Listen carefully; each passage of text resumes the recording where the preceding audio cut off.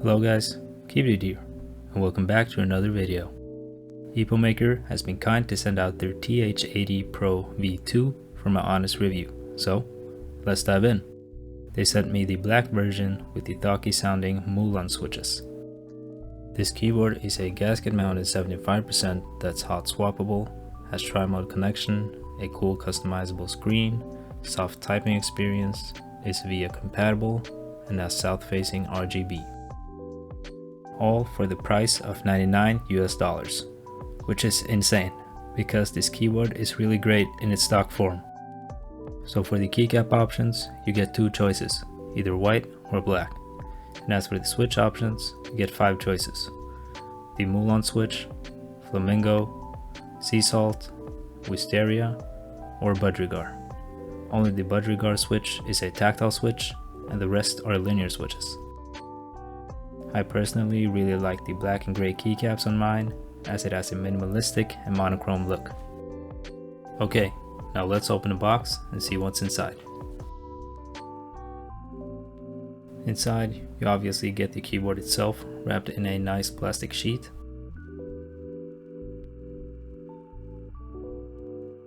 And you also get a few extra items, such as a nicely braided cable, some yellow accent keycaps, 3 extra switches,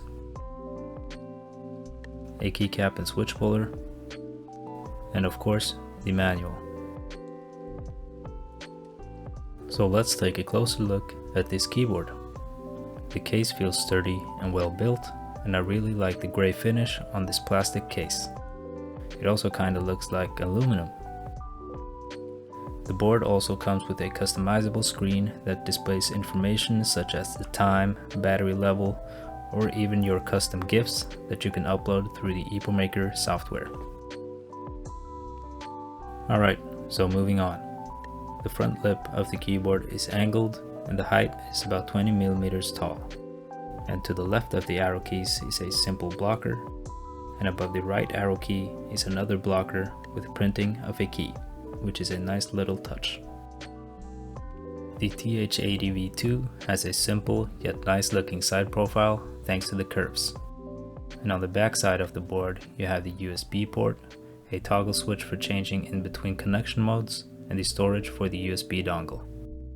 And on the bottom there's 4 rubber feet and adjustable flip of feet as well. So let's talk about the Epomaker Mulan switches. And I gotta say that these switches are very smooth and thocky. They are a 3-pin linear switch with an operating force of 47 grams and a bottom out force of 60 grams. It has a PC top housing, a palm stem, and a nylon bottom housing. The length of the spring is about 14 millimeters, so it isn't snappy at all. The switch is also slightly lubricated on the stem. So in terms of keycaps, I have the black SA profile ones, and they are double shot ABS, and it's about 1.2 millimeters thick. This is thicker than most keycaps on other gaming keyboards from your local electronics store, so that's good. Now, what I like most about these keycaps is the minimalistic look, and the legends are nice and clean. I really don't have anything other to say, as I really enjoy using both these switches and keycaps. So I'm not gonna lie, it was a pain in the ass to open this case, and I don't recommend that you do it. So now that it's open, let's take a look at the internal structure of the keyboard. So in between the PCB and the FlexCut PC plate, we have a PET layer, a pour-on switch pad, and a pour-on plate foam too. And in the bottom case, we have the 3000 milliamp hour battery, a silicone pad, and some case foam. So the keyboard is nicely dampened and has a good foundation for that creamy and thocky sound profile. So let's not waste any more time and hear the stock sound test.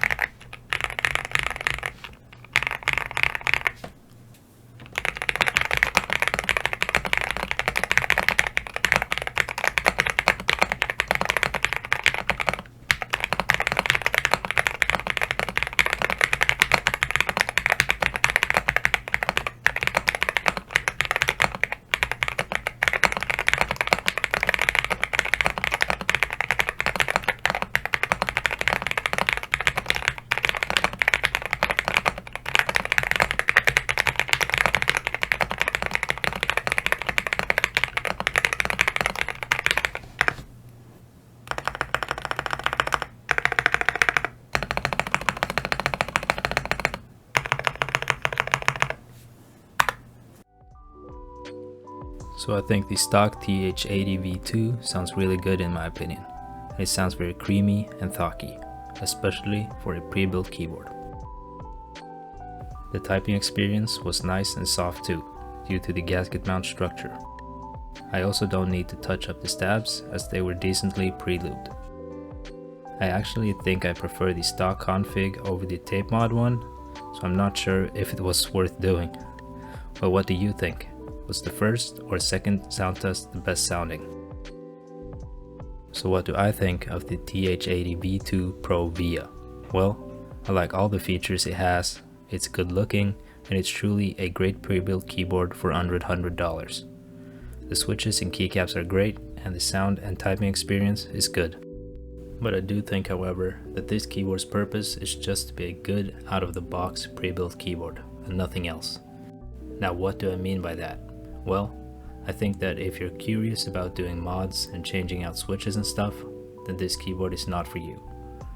This is because removing and putting in switches on this keyboard was a nightmare, because the FlexCut PC plate just made everything so finicky and difficult.